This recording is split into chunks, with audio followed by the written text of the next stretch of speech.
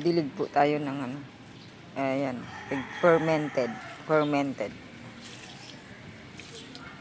Dilig sa mga halaman. Para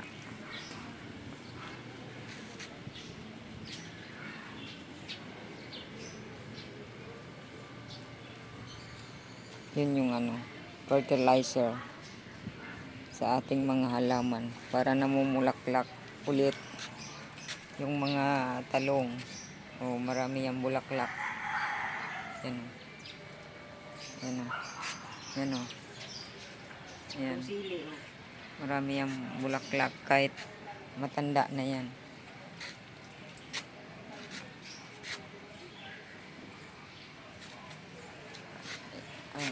Dindilig po yan ng ano, yung mga nabubulok na mga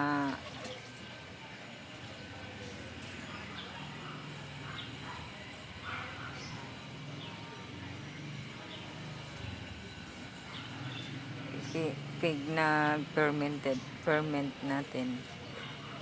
Tapos yan, pandilig sa halaman. Yan ang result. Maraming bunga ang sili natin. Yan.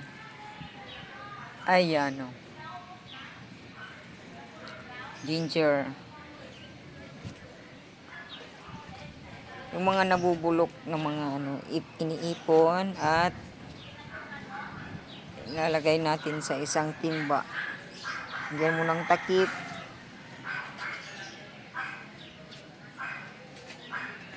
Yun ang pandilig natin sa ating mga halaman.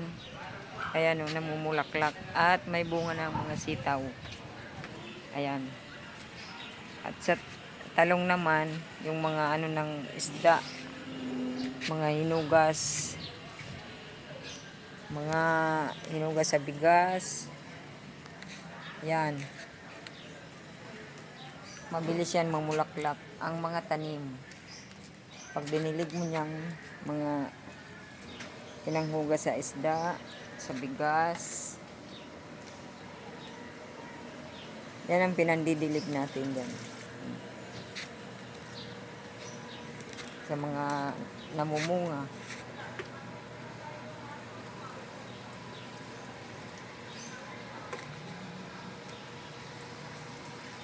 Kaya,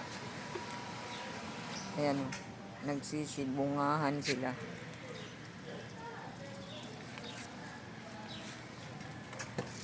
Ayan. Luya. Ayan tayo bili ng luya. At eto namang ano, guyabano, namumulaklak pa lang siya. Ayan. Hindi siya alam, may ano na siya. May bunga. Ayun. Mulaklak pa lang.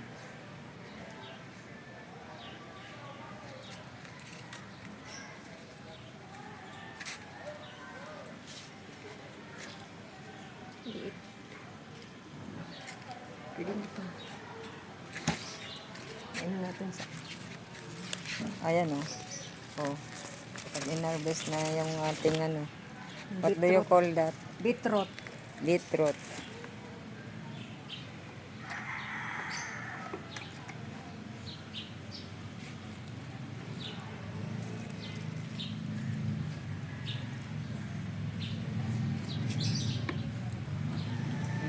Namumulaklak at namumunga yan. Yan. Pag dinilig mo yan ng mga ano, yan ang ano, maraming bulaklak.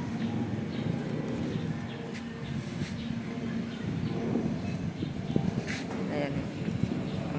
Ano, talong.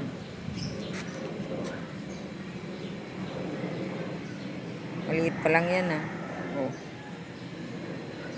Marami ng bulaklak. Kaya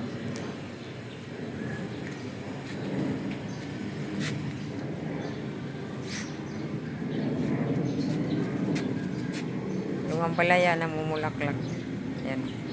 Doon sa taas.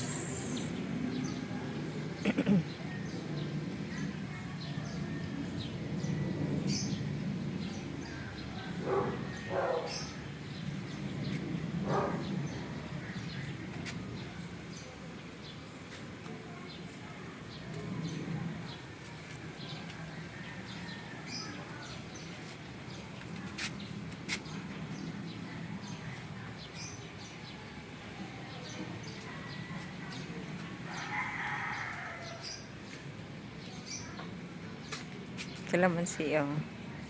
Aming bunga ngayon. Second batch yan. Ang mga bunga niya.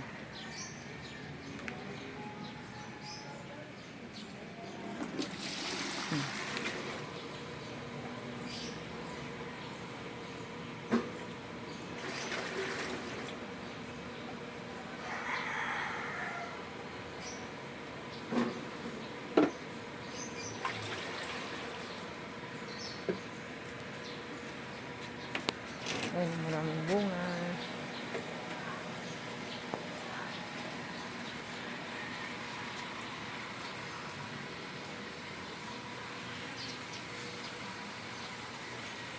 Na. Chiki, come. Na. Yan ang dragon fruit. Sana mamunga na yan. Mamulaklak. Pinidilig ko yan ng para may bunga.